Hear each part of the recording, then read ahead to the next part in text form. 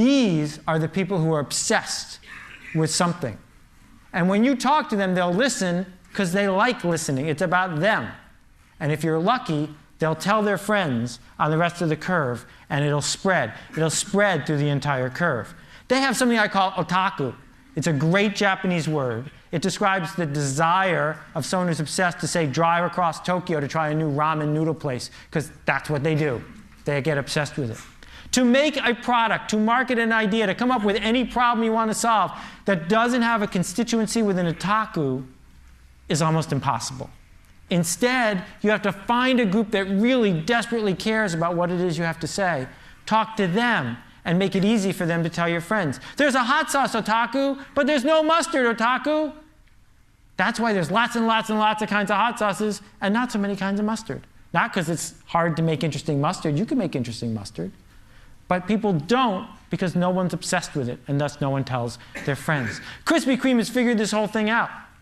Krispy Kreme has a strategy. And what they do is they enter a city, they talk to the people with the otaku, and then they spread through the city to the people who have just crossed the street. This yo-yo right here costs $112, but it sleeps for 12 minutes. Not everybody wants it, but they don't care. They want to talk to the people who do, and maybe it'll spread. These guys make the loudest car stereo in the world. It's as loud as a 747 jet. You can't get in. The car's got bulletproof glass on the windows because they'll blow out the windshield otherwise.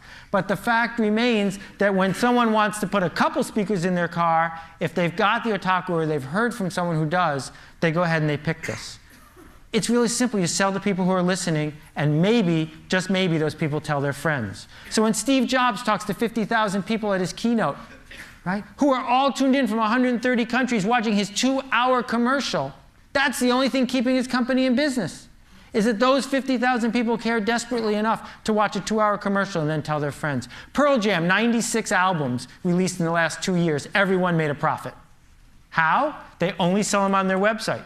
Those people who buy them on their website have the otaku, and then they tell their friends, and it spreads, and it spreads. This hospital crib costs $10,000, 10 times the standard. But hospitals are buying it faster than any other model. Hard candy nail polish doesn't appeal to everybody, but to the people who love it, they talk about it like crazy. This paint can right here